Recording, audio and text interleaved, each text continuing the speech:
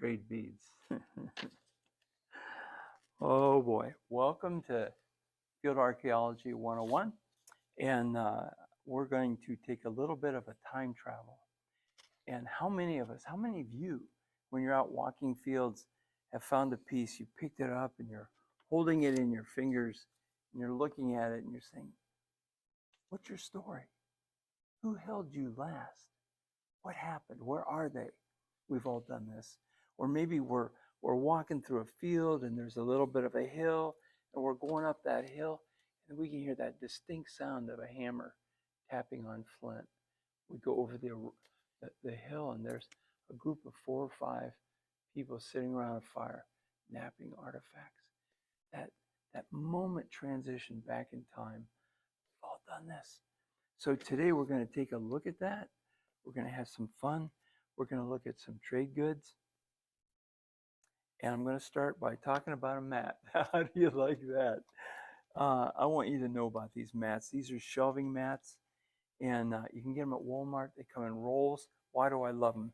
They're spongy. You can fit them, whatever. But I am so tired of seeing my friends and hearing about you guys picking up something to show someone, it drops and it breaks. This is perfect. They're like skid marks on a table. They'll keep your artifacts from hitting and bouncing and breaking. Hardware stores, Walmart's, just ask for shelving material. Okay, that's for you to know and enjoy. So for me, I wanted to start maybe in the archaic time period, and but I want to give a shout out to you people from Kentucky. I think you guys have get overlooked probably more than you should. So I brought in 2 frames, and if you take a quick peek at these 2 frames, we're looking at the majority of the flint that's coming out of the archaic time period. We know these pretty much, a lot of these as archaic side notches, but in particular, look at the wide range of color. How beautiful. We have shown you Ohio flint, but this is a real quick overview of Kentucky flint. And I could do the same thing for Indiana, but right now I want to start you somewhere and get you to the transition between prehistoric man and the frontier. So coming out of the archaic time period, when probably the populations were the highest, when probably the fauna was at its highest, probably when they were processing skins and animals more than ever before, and then moving closer to today. So as we move from the archaic into the next time period, this is when characteristically, I think everybody is at peace, that we call it the late woodland time period. It's the period of where triangles are coming out, all shapes, sizes, colors, mostly cherts in Ohio. The days of using Flint Ridge flint has pretty much passed away, and now this is a lot of local stuff. But the bow and arrow, we feel somewhere appeared between 5, maybe 700 AD. The jury's still out. There's a lot of debate, and that's good, and I hope that never quits. You know, who made them? When did they make them? What physical evidence do we have? Are we finding this type of evidence to nail it down? It's, mixed feelings, mixed thoughts, mixed ideas. But it's agreed that the triangle was actually the point that went on a shaft that was shot through the air. So as we look at triangles, we are right on the front door, back door, the frontier. We are about to meet the frontiersmen, the Jesuit priests, the French trappers, the coureurs de bois. We are about to meet the first connections with white people and our Native Americans. And things changed pretty rapidly after that. So if we look at our significant triangular points, these are all Ohio, and we move up to these 3 frames. I brought these 3 frames in because they are 3 frames that represent 30 that came out of one field, one terrace. And as you're looking at the triangular points, there was a period where I'm dropping everything. There was a period where we integrated triangles into the frontiers people. Things changed. Bow and arrows were giving away to flint locks, percussion cap guns, uh, iron being cut up and used for points. Flint wasn't being used like it used to, but out of this field came this. This is a trade bead. This is hard evidence of the mesh with our Native Americans and the frontiers people coming through. I wanted to give you a time frame. I wanted to give you a progression, how we moved from the archaic to the late woodland into that connections between the English and our Indians. And we will get into things later. Some of the things that came with this meshing of these two cultures, so to speak. We're going to take a break, but before we do, I'm going to invite my friend to come in and join us.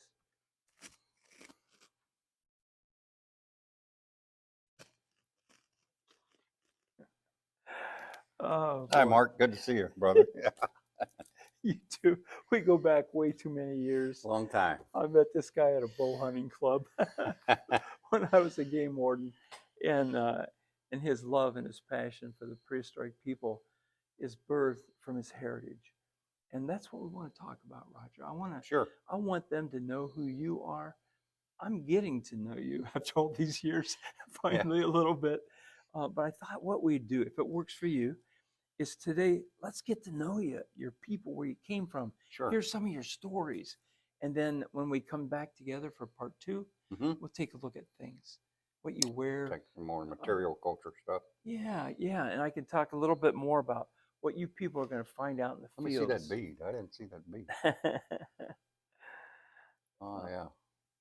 Well, Roger, these were all field found beads. Oh, man. When I was out hunting arrowheads. Yeah. Look at the diversity of these. That's great stuff. Now, I know there's a really good book out there on beads that you need wheels to put under it to pull it behind you. It was overwhelming for me. But they discuss all the beads in the world that were coming this direction. Yeah. Too much for me, That's too much. Cool stuff. But anyway, you're going to hear more about this when we get to part 2. So, brother, if you're ready, I want to know about you. Tell me who you are. Okay. My name's Roger Moore. I'm from here in Mansfield, Ohio. I've been born and raised here. I'm a person of mixed blood. My mother is white, and my father was Native. My father was from a group of people that were referred to in history as Melungeon. And we originally were coastal Indians. We originally lived in Virginia, along the eastern coast of what is now the United States. We were agricultural people, and we were very fortunate before Europeans came that we had the woods to hunt from, and we grew corn and beans and squash, but then we also had access to the ocean. So we had clams and saltwater fish and things like that. So we were a diverse culture. And at one time, we don't know. The Melungeon people, we really don't know much about ourselves. Not much was written about us until later on in history, but a lot of things changed. But at one time, we were probably members of the Narragansett Nation or the Rappahannock or the Pamunkey or the Chickahominy or some of the coastal tribes that were living along the eastern seaboard. I'm going to jump in. Sure. Your group coming west. Yeah. Did any of those other groups come, or is it just your group that came west, Roger? A lot of the groups broke apart. The Narragansett broke apart. The Rappahannock broke apart. A lot of them kind of stayed in that area. But for one reason or other, we don't know why. Early on, a large contingency of Native people moved out of Virginia, the coast of Virginia, into central Virginia. And it didn't take long for every time that we moved, there were groups that split apart.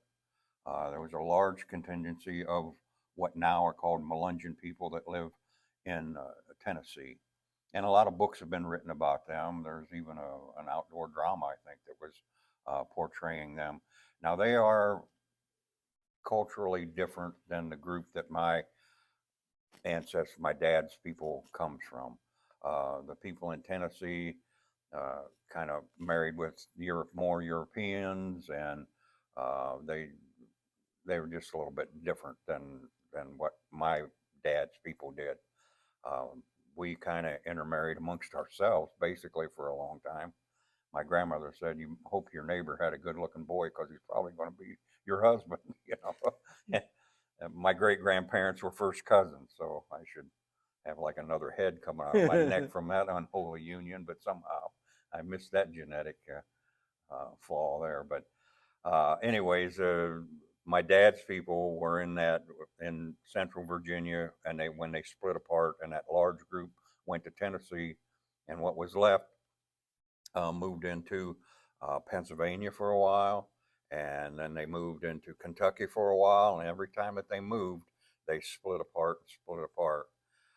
It wasn't until about the time of the Civil War that there was a group, the remaining original group, moved into Ohio, and we moved into Meigs County, Ohio. And when we moved into Meigs County, Ohio, we got a new name. They were referred to us in newspapers and stories. They called us the Carmel Indians of Meigs County. And then we broke apart again. And a contingency moved into Highland County, Ohio. Um, and, uh, and then my great great grandparents and great grandparents and grandparents of my father lived in Meigs County. And at that particular time, about the time of the Civil War, we're talking 56 people, 7 families. And they just little, and it was against the law at that time for us to live here because they passed the Indian Removal Act, Andrew Jackson did in the 1830s, and removed all Indians from Maine to Florida. All the Indians that were east of the Mississippi, they moved them west of the Mississippi. And we were part of that removal, but a lot of people didn't go. I mean, people my age, we would have to have walked from Meigs County to Fort Washington, which was Cincinnati, and then they put us on boats and get us to Missouri. That's where we were supposed to go. We just hid out in the hills of Meigs County, along with the people in Highland County. I mean, 600 families, Cherokee families, went up into the Smoky Mountains.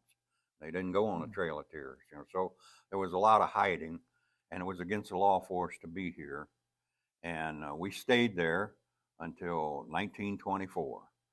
In 1924, the American government gave American citizenship to all Native Americans, which is kind of strange since we've kind of been here for a while. And then we could legally live east of the Mississippi River. And so that little community that my grandparents were from um, broke apart, and now we could legally go out and we could vote, we could get jobs, we could do that. Before that, we were just self-sufficient. Like I said, we married amongst ourselves. We, the Melungeon people in Meigs County, we made alcohol and we dug ginseng. And ginseng's a plant that they use for medicine, and it grows very prevalent well around here and down in Meigs County. And we would sell that to make a little bit of money to get things that we couldn't produce, like coffee and sugar and needles and threads and 22 shells and stuff. So I have just kind of a thought question. Sure. The actual contact for your people, were you still on the East Coast, or was it after you guys were moving toward Kentucky or Tennessee? We think it was because of European slavers first. The first people that the native people that lived on the coast met were Spanish slavers, Spanish and Portuguese slavers, and the contact that came from them, they brought with them, not on purpose, but they brought with them diseases that we had we couldn't deal with: whooping cough, scarlet fever, smallpox. Smallpox probably devastated more native people than all the wars put together. There were tribes where the Patuxent Indians completely disappeared in a matter of 2 years, except for one person.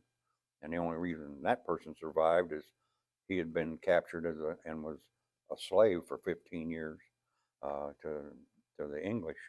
And he came back and looking for his people, and they said they're all gone, and they all came from smallpox. So once that transpired, we said, yeah, it's not going to stop. The ships are coming in, and now they're bringing people with them to live. The first people were slavers, and we knew what that was all about. Well, we really didn't know what. We just knew they'll snatch you up and we won't see you again. But then That would cause me when to move west. and it did, and then when like the Jamestown and Plymouth and the Mayflower, well now they're bringing women and children, like they're coming here to live. So, and they're sick, and they give us sick, and like, all right, we're going to, and then that started the migration to Appalachian Mountains and Smoky Mountains and to Mansfield, Ohio, years later. But we weren't very well respected. They didn't write very good things about us. We were these mysterious, my dad's people, they were this mysterious group that lived back in the hills of Meigs County. My grandmother said it was as close to hell on earth as you can find, but it was a good place to hide because their land was no good. The government didn't want it. They knew we were there, but people knew, just don't go back there and mess around, because you're not going, nothing good's going to happen. But every once in a while, my grandmother said when they went into Pomeroy, which was the closest town, there was a general store there, and they would sell alcohol, corn alcohol, and ginseng. It was a big deal. People would come from all around when they knew that we were there. Word would spread pretty quick, like, "Hey, the Meluncans are there," and they wanted to look at us. They heard stories. Some of the stories said that we could fly and we had tails and all kinds of crazy things. And then there'd be like a newspaper person there, but they wouldn't write like really good things. Here, I brought this to a reminder. This is one of the things that they wrote about us in the Pomeroy newspaper in the 1920s. So we're listening to CNN right now. Yeah, this is it. This is what they wrote about us. It says, those folks having no regular habits to speak of and not having the incentive to move forward into our advancing civilization, they live more akin to hibernating animals than they do 20th century human beings. That's what they wrote about us. And it was, so we weren't very highly respected. We were uneducated. We were mysterious. But they did write one thing in another newspaper, and my grandmother cut it out of that newspaper and she put it into her Bible. And it said it was a description of what we looked like. And it said the Melungeon women were beautiful, but the men were so handsome they were almost pretty. Oh man! She thought, "Hey, that's good. I kind of like that." And so that was the only good thing they ever wrote. But in 1924, that community disappeared, and they went to work. My grandparents and my dad went to work at the McCoy Pottery, and then later on the Roseville Pottery. And then World War II came along, and my dad went to World War II and got shot up a little bit. Was a decorated veteran, got a Purple Heart. But after the war, there was a lot of industry happening here in Mansfield, Ohio. There was a lot of job opportunities. My dad came up here to Mansfield and went to work at Westinghouse and found a pretty white girl who worked at Westinghouse and fell in love, and whammo, here I am. Congratulations. Here I am. Why don't you catch your breath for a minute? Sure. Get a drink of water. Yeah. And what's interesting is in this county, any county, it doesn't matter where you live or what state you're in, but discovering some of the roots are a lot of fun. For example, just west of Mansfield, there's an older couple that have had a family farm for generations, and they were sharing with me how their great-grandparents would allow the Delawares to water. They had springs back on their property, and they gave them permission to stay, but there were contingencies only so long. And then we can even stretch that a little bit to some of the initial contact. I think that there was a Helltown site in this county, and there was a Greentown site. The Greentown was heavily laced with Delaware, but I think there may have been Shawnee in there too, right? There was about 5, from the research that I've done, there was at least 5 different nations of people. There was a black family. There was a couple white families. At the Greentown got burned down in 1813. But before that, um, they estimate that that town consisted of 300 people, and a lot of them were Delaware, and it's in the history books they refer to it as a Delaware town, but there was Wasn't a there? gob of them, Yeah. Their encampments wasn't it almost like a a mile mile long, long. Roger? They said it consisted, and I don't know when this survey was done, but it was after the town had been burned. Uh, People went down there to look, and they said that the town consisted of 60 log cabins and other various pole huts. So there were some wigwams, maybe a longhouse. It didn't describe that, but that we used to do that, build these big long houses with several families living in them. But 60 log cabins. I'm sure they were pretty crude, but so in the early 1800s, we weren't living in wigwams and long houses anymore, and we never lived in teepees. Teepees are Western Indian Yeah. things. So they were living, kind of like Europeans, and they were farmers, and they were religious people. A lot of them been converted to Christianity by the Moravians. They had church services there. Some of the local white people that lived in the area would come and preach, and they were native people. We don't know if they practice any of the native culture, like do they speak native language with English. We don't know, um, but they were slowly advancing to being European with this native background. We don't know if they were having ceremonies. It's Mm. not written.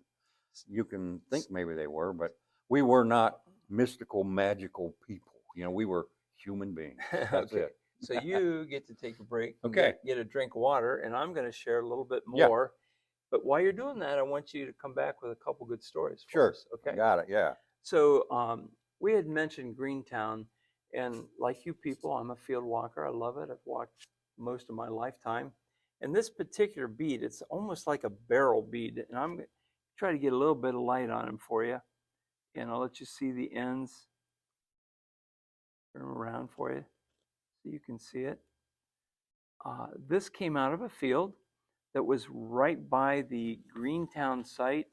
The owner told me about his grandfather went over and associated with those people, and they were showing him their dance areas and where they threw some rocks, some effigies, and the stories are just all over the place. And so, why am I sharing all this? I'm sharing it because I want you to think about where all this material came from. The people, they were people. They loved, they laughed, they had children, they lived, and they moved, and they were forced into unbelievable things at times, but they were everywhere. And if you are an astute field walker, you're going to look for more than just flint. For example, in this field with all the triangles, they're coming out of this one terrace, and I think I'm running a little over 100 triangles now on this terrace. Um, beads, beads, and I encourage you to think about that. And then there's gun flints, and these are things, if you don't see them, you're not going to look for them.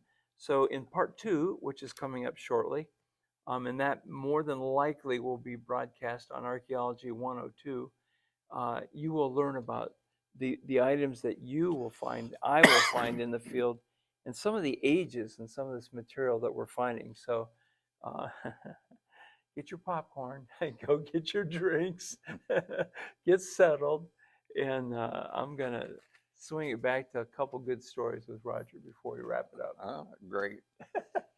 Have at it, my talking, man. yeah.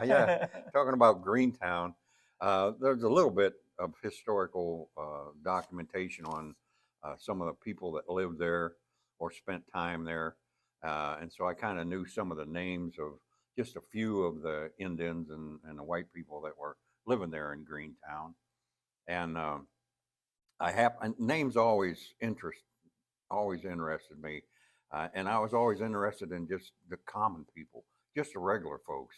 We got books about Tecumseh and Blue Jacket and Pontiac and all these famous Indians, but what about his buddies? What about them? What about those Indians? Who were they? And I came across a a land grant, which is a piece of paper. Whenever the United States government ever wrote a treaty with Indians, they wrote it all down. Or if they purchased land from a group of Indians, they wrote it all down. They documented everything.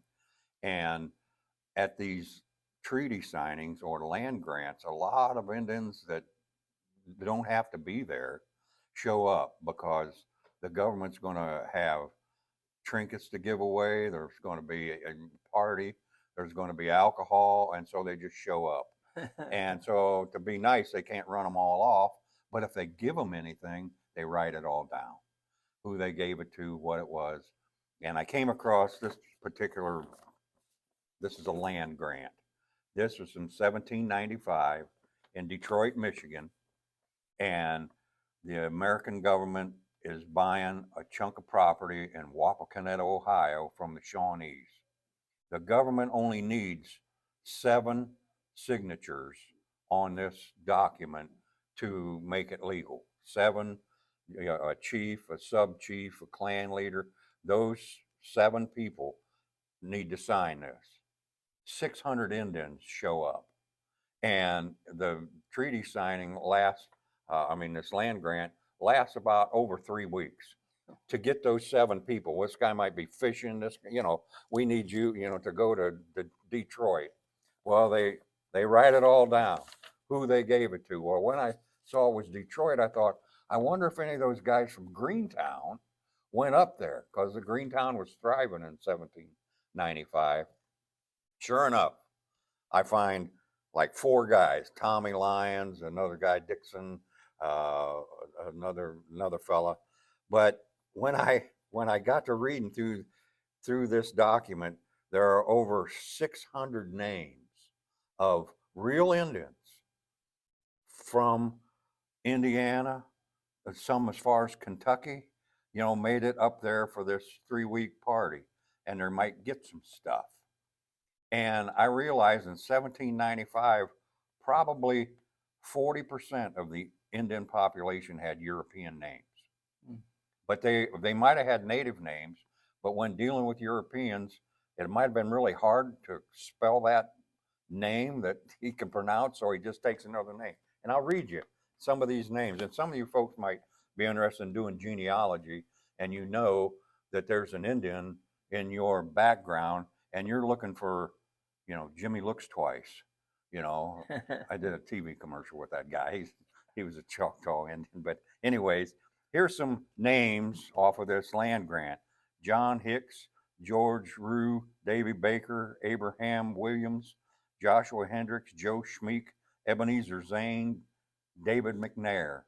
These are Native These are Americans Indians with these names. With these names. So you got David McNair on your genealogy, no, that's an Indian. He's an Indian. And speaking of names, you're doing festivals or whatever, where there might be some native people there, and if they've got these like soaring eagle, kind of beware, because I know a lot of Indians, and like a lot of them aren't that really cool names. Like, Jimmy Looks Twice. That was kind of a cool name. It's a real Indian. And I did another TV commercial with Thomas Hundred, and during the takes and whatever, I said, and he was an Oglala Sioux, and I said, Thomas, I said, your last name is Hundred. What's Hundred? He said, well, really, he said, it's Thomas Kills 100. And so he said, I cut it down. He said, I'm sure, Roger, it's not people. I'm sure it was like prairie dogs or something, Oh. But anyways, so, and then if you ever read Indian names and there's a captain in front of it, captain, like on this, there was a Captain Armstrong, Captain Smith, Captain Reed. In Native culture, if you ever led a group of Indians in war, they put a captain in front of your name. And George Washington, who really wasn't like a big fan of Native people, he had a friend, Skoronde, who was a Mohawk. He asked him one time, he says, how's come your leaders are captains and not generals? And Skoronde said, unlike yourself, we have watched many generals lead their men from afar, but the captains are always in the thick of things. He's saying sometimes your generals order people and then they stand back, but the captains are always, and he said, our people, our leaders are always in the thick of things. So that captain is a reference to a general in their world. Raj, how about giving us a story? One of your good. This is a good story Okay, all right. because we're going to these. So these are real Indians in 1795 at Fort Detroit, and I'll read you some of them. And they describe who they are, and I have no idea. This is very strange, but these are real people. Here are Standing Bones, Hard Hickory, Cries Often, Tall Chief, Sweetfoot, Picks Up a Club, Crooked Stick, Coffee House, Old Foot, Striking Sword, that's kind of cool, Cat Bone, Slippery Nose, Tobacco, that's Tommy Lyons from Greentown, 20 Wives, what's up with that? I mean, that's a real name. You know, Man with a Tail. That was you. Yeah, Did they call your people with tails? Man Eater, Walks Naked, and this was the best one. The only one that there was another word in parentheses, maggot, or housefly. Those are real Indians. And I never run into anybody. You know, everybody wants to be related to Pocahontas or Sitting Bull or Tecumseh or some of these famous. What about Man with a Tail? He's got no relatives. You know, poor old maggot. Nobody really. You know, so I always like that. You know, back in the 1950s, and because of my dad had problems with alcohol, and I was kind of afraid to be an Indian when I was a little kid because my dad acted up at times, and some of his Indian friends were getting in trouble, and I thought I didn't want to be that way, and that turned out okay, but Sort of. yeah, kind of, yeah. But I was kind of afraid of that. Well, in the 1960s or so, there was a black and white TV show, uh, The Lone Ranger, and he had a sidekick who was like a good Indian, and that was up until that time. That was the only Indian I knew that was like good, kind of. My dad was good at times, but then other times he wasn't real good. Tonto. But yeah, and it was Tonto, and I'd watch that religiously because there's like a cool Indian. He's good, and he doesn't kill too many people. But it was good. Well, Tonto, his Jay Silverheels was his name, and Jay Silverheels had been in over 40 movies as an extra, and this was a big deal for him to get auditioned to be on TV, and so Jay went to Hollywood and got auditioned, and they liked everything about him. He was a real Indian. He could ride a horse. He could shoot a gun. He could speak a language. He had been in front of the camera. The only thing that they didn't like is his name. For his real name is Harold Smith. That's his real name. And so that afternoon, the producers and directors came up with the name Jay Silverheels. So there he had a European name, and he had no problem with being an Indian, being named Harold Smith. And on his tombstone in Canada, he was from Canada. I've been to his grave.